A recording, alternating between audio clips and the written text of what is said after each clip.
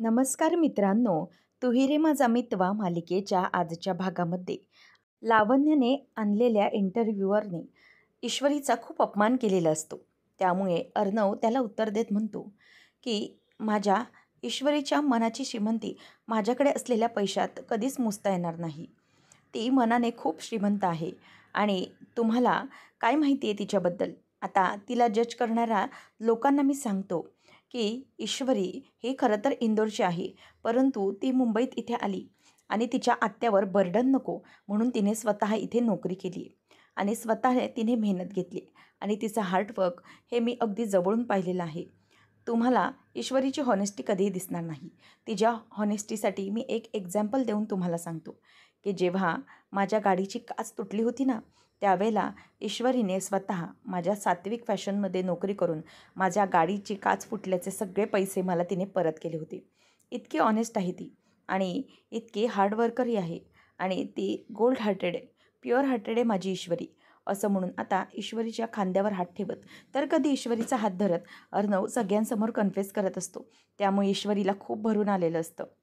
तो म्हणतो की इथून पुढे मी ईश्वरीबद्दल काहीही चुकीचं ऐकून घेणार नाही, कारण की ईश्वरी कशी आहे ना ती मला माहिती आहे फक्त. आणि तिला हे पैसा, प्रॉपर्टी, बँक बॅलन्स याच्यापेक्षा तिला तिच्या मनाची श्रीमंती खूप मोठी वाटते आणि तिला तिची नाती जपणं हे खूप महत्त्वाचं आहे. पैशापेक्षा तिच्यासाठी नाती महत्त्वाची आहेत आणि ती नाती ती अगदी मनापासून निभावते आणि तिच्यामुळेच मी बदललो आहे. You get that? असं म्हणून तो सगळ्यांना ओरडतो. म्हणजेच तिला जज करणाऱ्यांवर तो अगदी व्यवस्थितपणे उत्तर देत असतो. पुढे तो म्हणतो की ईश्वरी ही कधीही पैसा बघणारी नाही आहे. तिने प्रत्येक वेळेला सगळ्यांची मनं जपली आहेत आणि त्यामुळे ती माझ्यासाठी खूप महत्त्वाची आहे. आणि कितीही झालं तरीही तुमच्या या जज करणाऱ्या लोकांना नाही कळणार की ती कशी येते, कारण तिला मी अगदी जवळून पाहिलेलं आहे. आणि पुन्हा एकदा या जज करणाऱ्या लोकांना मला एकच सांगायचं आहे, ते म्हणजे I am very lucky to have her in my life. खरंच मिस इंदौर ही माझ्या आयुष्यात आल्यापासून माझं आयुष्य पूर्णपणे बदलून गेले आणि मी स्वतःला खूप लकी मानतो की अशी मुलगी माझ्याजवळ आहे. असं म्हटल्यावर आता ईश्वरी तर बघतच राहते की अर्णव सर इतकं चांगलं माझ्याबद्दल बोलत आहेत आणि खरंच त्यांना असं वाटतं का?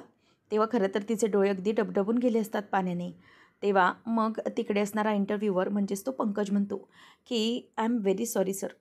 लोकांचं ऐकून मीही खूप चुकीचे प्रश्न विचारले तुम्हाला आणि आता मला एक गोष्ट समजते, ते म्हणजे की तुम्ही दोघंही खूप छान कपल आहात आणि तुम्ही एकदम बेस्ट कपल आहात. वर्ल्डमधलं best couple. You are just made for each other both. असं म्हणून आता इथे तो दोघांनाही बघत असतो आणि तेव्हा खरं तर सगळ्यांना खूप आनंद होतो आणि सगळेजण आता अर्णवसाठी आणि ईश्वरीसाठी टाळ्या वाजवायला लागतात. आणि टाळ्या वाजवत असताना इथे मुद्दामच राकेश आणि लावण्य हे दोघंजणही त्यांच्याकडे बघून चिडत असतात. आता मनातल्या मनातच अर्णवला बघत राकेश म्हणतो की झालं, लावण्याचा आता हा प्लॅनही फसला. आता ना मलाच काहीतरी करावं लागेल. नंतर तो पंकज असं बोलल्यानंतर अर्णव म्हणतो की एक गोष्ट कायम लक्षात ठेवायची की पुन्हा एकदा माझ्या ईश्वरीबद्दल काहीही बोलायचं नाही. She is my pride and don't ever hurt my pride. Okay? असं म्हणून आता तो त्याला अगदी कडक शब्दातच उत्तर देतो, कारण की ईश्वरी माझा अभिमान आहे असं सगळ्यांसमोर जेव्हा तो सांगतो तेव्हा मात्र त्याच्या मनात तेवढेच प्रेम असते आणि तेवढाच राग देखील असतो ईश्वरीला अशा प्रकारे टोकून बोलल्याबद्दल. त्यामुळे हे सगळं होत असताना अंजली आणि मामा सगळ्यांना खूप आनंद होत असतो. अंजली आता मामाकडे बघत म्हणत असते की मामा, मला खरंच खूप आनंद होतोय. या इंटरव्ह्यूच्या निमित्ताने अर्णवच्या मनातील ईश्वरीचं प्रेम तरी व्यक्त झालं. नेमकं तो ईश्वरीबद्दल काय विचार करतो हे तरी त्याने सगळ्यांसमोर दाखवून दिलं, असं अंजली आता बोलत असते. त्यानंतर मग आता ईश्वरी अर्णव एकमेकांकडे बघतच राहतात आणि ईश्वरीचं जे काही अर्णववरचं प्रेम असतं ते तिच्या डोळ्यात दिसत असतं आणि अर्णवचा जो तिच्याबद्दलचं प्रेम आणि राग आहे ते सगळं काही इथे सगळ्यांसमोर खुलं झालेलं असतं. नंतर इंटरव्ह्यू होतो. ईश्वरी तिच्या रूममध्ये येते आणि रूममध्ये येऊन ती त्याच गोष्टींचा विचार करत असते. स्वतःला आरशात बघते आणि अर्णवने तिला जे जे काही सांगितलेलं असतं ते सगळं तिला आठवत असतं. मिस इंदौर, तू कॅमेरासमोर जशी आहेस ना तशीच प्रेझेंट हो. It's come very natural to you. तू जशी दिसतेस तशीच खूप छान आहेस, त्यामुळे तशीच रिॲक्ट हो. नंतर मग तो सगळ्यांना सांगतो की मी सिंदूर म्हणजे माझी बायको, माझी ईश्वरी ही गोल्ड हार्टेड आहे.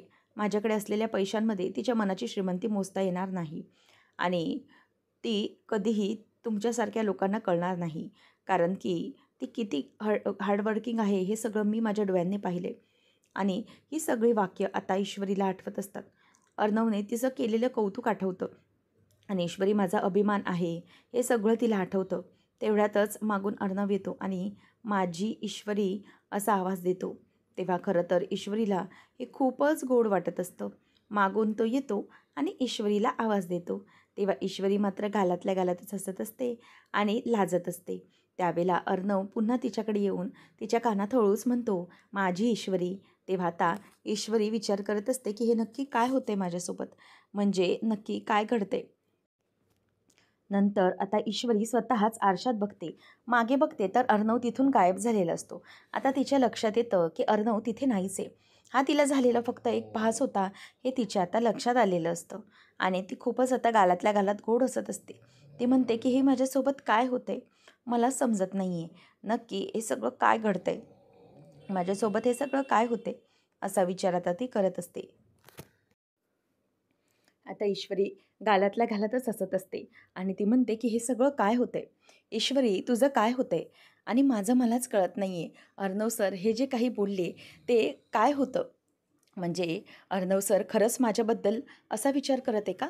नक्की त्यांच्या मनात माझ्याबद्दल काय आहे आणि हे असे भास का होत आहेत तुला ईश्वरी, नेमकं काय आहे हे, असं ती स्वतःलाच अगदी हसत हसत विचारत असते. त्यानंतर मग अर्णवचं आणखी वाक्य तिला आठवतं की ईश्वरी माझा अभिमान आहे आणि कधीही माझ्या अभिमानाला ठेस लागेल असं कोणीही काही करू नका.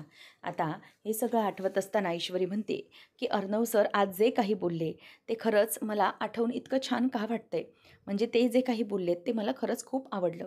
सगळ्यांसमोर ते मला माझी ईश्वरी असं म्हणाले. त्याचबरोबर तिला हेही आठवतं की अर्णव हा बाजारात गेल्यानंतर तू हरवशील कारण तू माझी रिस्पॉन्सिबिलिटी आहेस हे बोललेलं तिला आठवतं.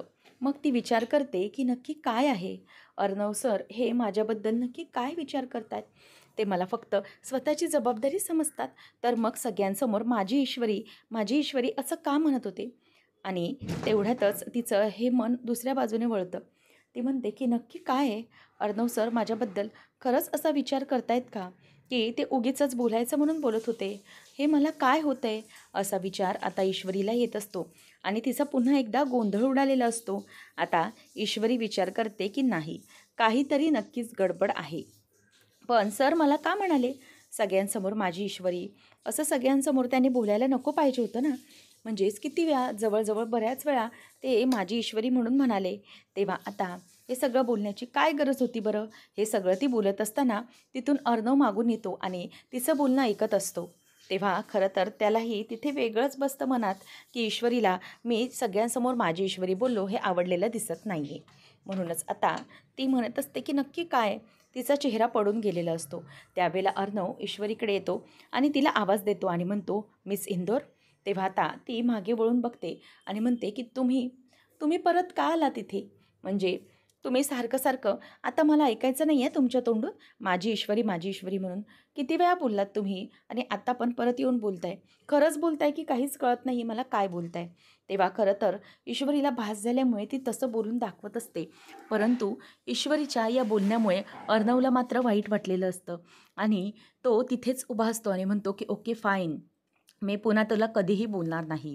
ती म्हणते की सर नक्की काय हे, म्हणजे सर इथे खरंच होते का. बारा खेरडेत माझी तर प्रॉब्लेमच झाला, म्हणजे सरांना मी दुखावलं. तेव्हा अर्णव आता म्हणतो मी सिंदूर फाईन, मी तुला पुन्हा कधीही तसं बोलून दाखवणार नाही. ईश्वरी विचार करते की बापरे, खाल्ली इशू माती तू. अगं सर तुझ्याबद्दल इतकं चांगलं बोलले आज आणि तू मात्र त्यांना दुखावलंस. आता काय करू मी. मला काय माहीत होतं की तिथे खरंच सर होते. मला वाटलं की दुसरंच, म्हणजे भास झाला असेल पुन्हा एकदा मला. आता मी तरी काय करणार, काहीतरी केलंच पाहिजे. अर्णव सरांना हे हर्ट केलं त्यासाठी काहीतरी केलंच पाहिजे. इशू सगळी गडबड गोंधळ करून टाकलायस तू, काय केलंस असं म्हणून ती स्वतःलाच आता दोष देत असते. नंतर राकेश आता हे सगळं झाल्यामुळे खूप जास्त दुःखात असतो. तो आता जाऊन बारमध्ये दारू प्यायला बसलेला असतो आणि त्याला जे काही असतं सगळं आठवत असतं. त्याच्या मोबाईलवर ईश्वरी आणि अर्णवचा इंटरव्ह्यू असतो, तो लाईव्ह त्याला दिसत असतो. नंतर मग आजूबाजूला जे काही दारू प्यायला बसलेले असतात, तेही त्यांच्याही मोबाईलवर तोच इंटरव्ह्यू सुरू असतो. सगळीकडे ईश्वरी आणि अर्णव यांचा इंटरव्ह्यू व्हायरल झालेला असतो. त्यामुळे आता सगळे तो अगदी आनंदाने बघत असतात आणि म्हणतात, की "हा बघ, यांची जोडी कसली भारी आहे." असं म्हणून आता लोकांची वाक्य त्याला आठवतात आणि ते सगळं त्याला कानामध्ये सगळं अक्षरशः घुमत असतं. इकडून तिकडून सगळ्याच बाजूने अर्णवचंच ईश्वरीविषयीचं प्रेम सगळीकडे पसरत असतं. त्यामुळे आता हे सगळं होत असताना राकेशला खूप चिड येत असते आणि तो आता त्याचे दारूचे पेगभर पेग मारत असतो. तेवढ्यातच तो टिचकी वाजवून पुढचा पेग मागवतो. तेव्हा एक मुलगी तो पेग देण्यासाठी म्हणून येते आणि म्हणते, की "एन्जॉय युअर ड्रिंक सर." तेव्हा ती असं बोलून निघत असताना राकेश तिच्यावर भयंकर चिडतो आणि उठून तिचा हात अगदी घट्ट धरतो आणि म्हणतो, की "काय गरज होती हे सगळं बोलण्याची? जास्त शहाणपणा करण्याची काय गरज आहे? इथे काही बोलण्याची गरज होती का? गपचूप इथे ग्लास ठेवायचा आणि निघायचं ना. हे जास्तीचं बोलायची काय गरज होती?" असं बोलल्यावर ती मुलगी ओरडते आणि म्हणते, की "सर प्लीज माझा हात सोडा, मला त्रास होतोय." त्यावेळेला ती असं ओरडल्यानंतर राकेश भानावर येतो आणि आजूबाजूला बघतो आणि तिचा हात सोडतो आणि म्हणतो, की "I am very sorry. Actually माझं चुकलं. I am very sorry." असं म्हणून तो तिची माफी मागतो आणि ती मुलगी तिथून गपचूप निघून जाते. आणि त्यानंतर मग आता राकेशला लक्षात येतं, की त्याच्याकडून खूप मोठीच चूक झाली, परंतु वेळी सावरली, नाहीतर मार खावा लागला असता. नंतर मग तिने दिलेला ग्लास तो पटकन एका घोटातच संपवतो आणि म्हणतो, की "नाही, जसं मी आता हा ग्लास संपवला ना, तसंच अर्णव आणि ईश्वरी या दोघांच्यामधीलही प्रेम मी आता संपवून टाकणार आहे आणि तेही कायमचं. कितीही काही झालं तरीही आता ह्या दोघांना मला एकत्र असं ठेवून चालणार नाही. मला या ईश्वरी आणि अर्णव यांना वेगळं करायचंच आहे." असं म्हणून आता मनातल्या मनात राकेशच्या मनात अगदी सुडाची भावना पेटून गेलेली असते आणि राकेश मस्तपैकी तिथे आता दारू ढोसत बसलेला असतो. तर ईश्वरी विचार करते, अर्णव सरांना काहीतरी करून शांत केलं पाहिजे, म्हणजेच ते खूप चिडलेत, त्यांना निदान सॉरी तरी बोललं पाहिजे. मग अर्णवचं काम सुरू असतं आणि फोनवरती त्याचे अगदी फोनवर फोन सुरू असतात आणि तो त्याच्या माणसांना अगदी फायर करत असतो, की "काय चाललं आहे? हे कसलं काम केलं आहे तुम्ही? आहेर हे एखाद्या कामाची रिस्पॉन्सिबिलिटी घेतली आहे का तुम्ही? तर मग तुम्ही हे काम असं कसं केलं आहे? मला सगळं व्यवस्थित हवं आहे." आता अर्णव फोन ठेवतो. ईश्वरी विचार करते, की अर्णव सरांचा मूड हा जास्तच खराब दिसतोय. ते खूप चिडतायत सगळ्यांवर. त्यामुळे आता मी बोलायला गेले तर उगीचच माझ्यावर पण चिडतील. त्यामुळे अजिबात नको. आता मी शांत बसते आणि नंतर मोका बघते. कधीतरी त्यांचा मूड शांत होईल. मग त्यानंतर मी जाऊन त्यांची माफी मागेन, असं ईश्वरी विचार करते. नंतर मग आता अर्णवचे फोनवर फोन सुरू असतात. ईश्वरी वाट बघते, परंतु त्याला आता काहीच करता येत नसतं. ईश्वरी रूममध्ये येते आणि तिच्या गणूपप्पाजवळ येऊन उभी राहते आणि म्हणते, की "गणूपप्पा, हे काय चाललं आहे सगळं माझ्या बाबतीत? मी खरंच खूप मोठी माती खाल्ली. अर्णव सरांनी माझ्यासाठी इतकं छान बोलले आणि मी मी मात्र त्यांना दुखावलं. काय करायचं काही कळत नाही." तेवढ्यातच नमुताईचा कॉल येतो. नमुताईला ती म्हणते, की "हां ताई, बोल." तेव्हा ती म्हणते, की इशू, अगं तुमचा इंटरव्ह्यू किती मस्त झाला आहे. अर्णव सर तुमच्याबद्दल किती छान बोललेत ना. म्हणजे फायनली तुमची लव्ह स्टोरी ही सुरू झाली म्हणायची." तेव्हा मग ती म्हणते, की "अगं खरंच खूप छान झाला इंटरव्ह्यू आणि इतका इंटरव्ह्यू तुफान व्हायरल झाला आहे म्हणून सांगू." त्यावेळेला मग आता ईश्वरी बघतच राहते आणि म्हणते, की "ताई, अगं काय सांगू मी माती खाल्ली खूप मोठी." तेव्हा नमू म्हणते, "आता काय केलं आहेस?" तेव्हा ईश्वरी म्हणते, की "अगं ताई, अर्णव सर इतकं चांगलं बोललेत ना माझ्याबद्दल आणि मी त्यांना दुखावलं आहे गं, म्हणजे मी त्यांना हर्ट होईल असं बोलली आहे आणि त्यांची माफी मागायची आहे मला, पण मला मोकाच मिळत नाही आहे." तेव्हा मग आता लगेचच नमू म्हणते, की "ठीक आहे ना, हरकत नाही. अर्णव सरांचा मूड जेव्हा ठीक असेल ना, तेव्हा तू जा आणि त्यांच्यासोबत तू बोल." तेव्हा मग ईश्वरी म्हणते, की "अच्छा, ठीक आहे." अर्णव सरांचा मूड बघायचा आणि त्यांना थँक म्हणायचं आणि सॉरीही म्हणायचं. हां, म्हणजेच त्यांच्यासाठी काहीतरी चांगलं असं वेगळं केलं पाहिजे, असं आता ईश्वरी विचार करत असते. आणि त्यानंतर मग आता नमू म्हणते, की "ठीक आहे, चालेल, तू तसंच कर." आणि मग ती फोन ठेवून देते. ईश्वरी विचार करते, की चला, म्हणजे आता माझा प्रॉब्लेम सॉल्व्ह झाला. अर्णव सरांचा एकदा की मूड ठीक झाला, की त्यांच्यासमोरच जाऊन मी सॉरी आणि म्हणून टाकणार. आता ईश्वरी रूममध्ये अर्णवची वाट बघत असते.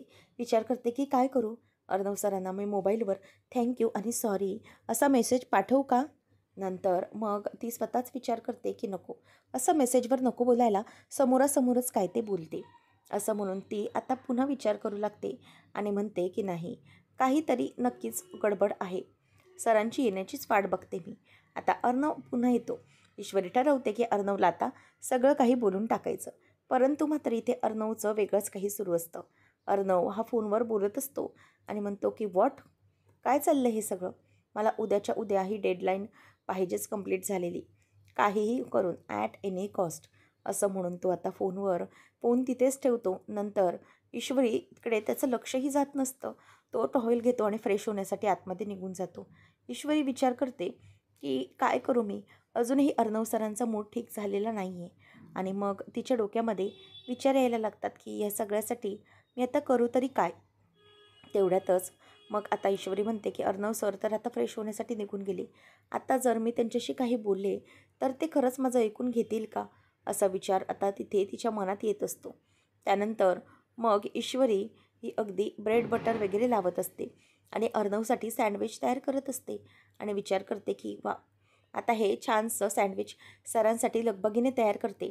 म्हणजे सँडविचच्या निमित्ताने तरी मला त्यांना थँक्यू बोलता येईल आणि त्यांच्यासाठी त्यांचा फेवरेट असा नाश्ता मी तयार करते.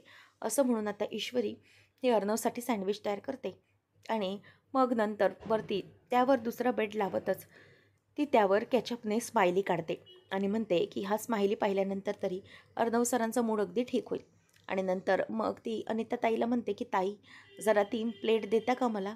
तेव्हा आता ईश्वरी ही त्याचं सँडविच तयार करून त्यावर आता छानसं असं स्माइली काढते आणि म्हणते की हे स्माइली पाहिल्यानंतर अर्णव सरांचा मूड नक्कीच ठीक होईल.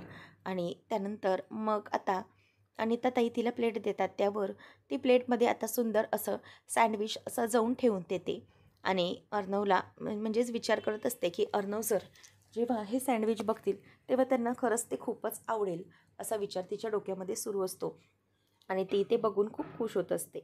आणि अर्णव मात्र इथे ब्रेकफास्टला टेबलवर बसलेला असतो आणि त्याचं काम सुरू असतं आणि तो मामा आणि आकाशसोबत काहीतरी डिस्कस करत असतो. ईश्वरी येते आणि म्हणते की अर्णव सर, हे घ्या तुमचं नॉर्मल व्हेज सँडविच, हे घ्या. असं म्हणून आता ईश्वरी त्याला म्हणते की सर तुम्ही नाश्ता करून घ्या. अर्णवचं लक्ष नसतं अजूनही. ईश्वरी मात्र हसत असते. आता अर्णव ती नाश्त्यासाठीची प्लेट ही समोर घेणार असतो. तेवढ्यातच समोरून लावण्य येते आणि लावण्य आल्याबरोबर म्हणते की ए यार, हे बघ, आज काही करून आपल्याला आपलं हे काम संपवायचं आहे. We have to do it. आपल्याला डेडलाईन आली आणि विंटर कलेक्शन ते मी तुला पाठवलं, ते अजूनही तू अप्रूव्ह केलेलं नाही आहेस. नक्की काय करायचं आहे, असं आता ती त्याला विचारत असते. त्यावेळेला मग आता अर्णव विचार करतो. तेवढ्यात लावण्याचं ते बोलणं सुरूच असतं आणि ईश्वरीला मात्र वाईट वाटतं की अर्णव हा नाश्ता करतच नाही आहे. तेवढ्यातच आता लावण्य म्हणते की ए यार, आज काही झालं ना तरीही तुला ऑफिसला यावं लागणार आहे हां. It is very very important.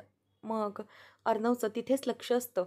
त्यावेळेला ईश्वरी म्हणते की सर काम होतच राहील, तुम्ही प्लीज जरा नाश्ता करून घ्या, तुम्हाला बरं वाटेल. परंतु आता अर्णव पुन्हा एकदा ती प्लेट घ्यायला चाललेला असतो. तेवढ्यातच आता लावण्य पुन्हा बोलते की ए यार, हे बघ, हे खूप महत्त्वाचं आहे. आपल्याला डेडलाईन आहे. 3-4 दिवसात आपल्याला ते सगळं क्लिअर करावं लागणार आहे. तुझं अप्रूव्हल आलं नाही आहे तर मग पुढे कशा जातील गोष्टी? त्यामुळे या गोष्टींचा आपल्याला व्यवस्थितपणे शोध घ्यावा लागणार आहे. तेव्हा मग तो म्हणतो की ओके लावण्या, एक काम करेन मी, घरून हे सगळं बघेन मी. तेव्हा लगेचच ती म्हणते की no A R, not at all. तुला हे सगळं आता घरून बघता येणार नाही, कारण कामाचा प्रेशर खूप वाढला आहे. तिथे तुला घरात बसून हे सगळं हँडल करता येणार नाही. तेवढ्यात अर्णवने हातात सँडविच घेतलेला असतो आणि ते सँडविच तो खायला जाणार. तेवढ्यात लावण्या परत दुसरा पॉईंट काढते. ती त्याला खरं तर खाऊनच देत नसते आणि मग ती म्हणते की यार सी दिस नेक्स्ट लिस्ट, हे तर तू पाहिलंच नाही आहे आणि त्यामुळे तुझंही अप्रुव्हल यावर राहिलेलं आहे. तेव्हा आता पुन्हा तो हातात घेतलेलं सँडविच खाली ठेवतो. ईश्वरी मनातच विचार करते की काय झालं आहे, हिला नेमकंच यायचं होतं का? अर्णव सरांना नाश्ता पण करू देत नाही आहे. ती म्हणते की A R sir, Arnav sir, अहो तुम्ही नाश्ता तरी करून घ्या निदान. परंतु तेही तो करत नसतो. त्याच वेळेला मग आता आकाश म्हणतो की दादा, लावण्या इज राईट. ॲक्च्युली तू खूप दिवस ऑफिसमध्ये आला नाही आहेस म्हणून बरीचशी कामं पेंडिंग आहेत, त्यामुळे तुला आज ऑफिसमध्ये यावं लागेल. त्यावेळेला मग राकेश मागेच असतो. हे सगळं तो ऐकत असतो, त्याला फक्त संधी हवी असते. ईश्वरीच्या बाबतीत अर्णव विचार करतो की मी जर गेलो तिकडे तर काय होईल याचा विचार येतो. कारण की मिस इंदोरला मी असं इथे एकटंच ठेवलं तर इथे राकेशही आहे. तो नक्कीच काहीतरी करण्याचा प्रयत्न करेल, असं मनातल्या मनातच आता तो विचार करतो. राकेश म्हणतो की वा वा लावण्या, तुझा हा प्लॅन वर्क होतोय असं वाटतंय. तू जा अर्णवला ऑफिसमध्ये घेऊन. दिवसभर अर्णव ऑफिसमध्ये कामात अडकून राहील आणि इथे दिवसभर इंदोरी जिलेबी माझ्या मिठीत, अशी स्वप्न तो रंगवायला सुरुवात करतो. त्यानंतर ईश्वरी म्हणते की अर्णव सर, हो कामं होतच राहतील, निदान नाश्ता तरी करून घ्या ना.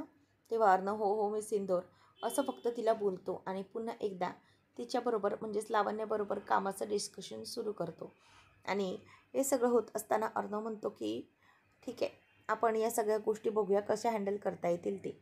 तेवढ्यातच आता हे सगळं होत असताना लावण्य मात्र बाजूला होते आणि अर्णव म्हणतो की मामा जरा प्लीज माझ्यासोबत येतोस का, मला काहीतरी जरा बोलायचं आहे महत्त्वाचं, असं म्हणून आता मामाला तो घेऊन जातो. ईश्वरी म्हणते की सर अहो हा नाश्ता तरी करून जा. परंतु अर्णव नाश्ताही करत नाही. मी येतो मिस इंदोर असं बोलून तो तिथून निघून जातो. आता ईश्वरीचं तोंड बारीक होतं.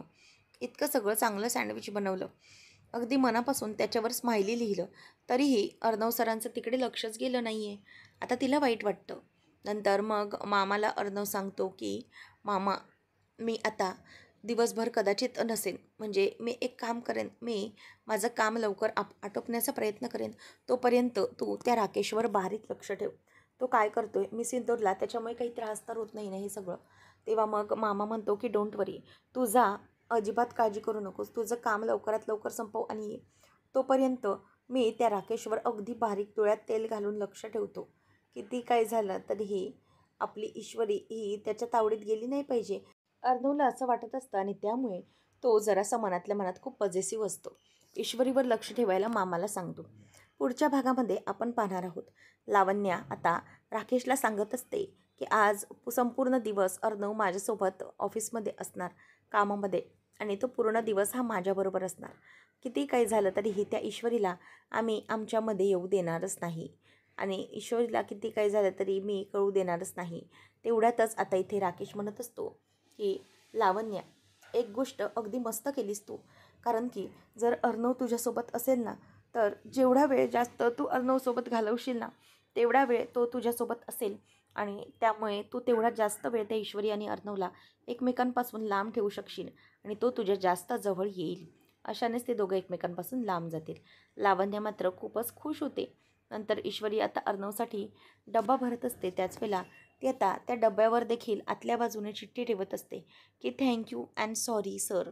आता ती म्हणते की सर जेव्हा डबा उघडतील ना, तेव्हा त्यांना समजेल की त्यांच्यासाठी हे खास सरप्राईज आहे.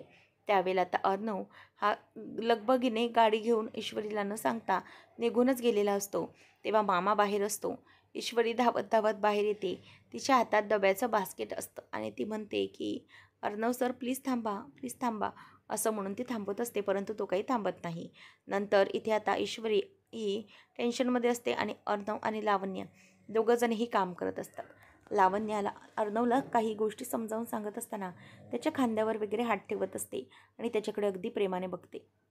त्यावेळेला ती म्हणते की यार, काही झालं तरीही तू फक्त माझा आहेस, मी कधीही तुला कोणाचा होऊ देणार नाही. तेवढ्यात ईश्वरी स्वतः टिफिन घेऊन अर्णवसाठी ऑफिसमध्ये आलेली असते. त्यावेळेला आता अर्णवला ती समोर बघते आणि अर्णव असा बसलाय आणि लावण्य त्याच्या खांद्यावर हात ठेवू नये हे पाहून ईश्वरीच्या चेहऱ्यावरचा रंगच आता उडून जातो आणि तिला खरं तर लावण्याचा खूपच राग येतो. नेमकं आता पुढे काय घडणार आहे पाहणं रंजकतेचं ठरेल. अशाच अपडेटसाठी आताच आपल्या चॅनलला सबस्क्राईब करा. धन्यवाद.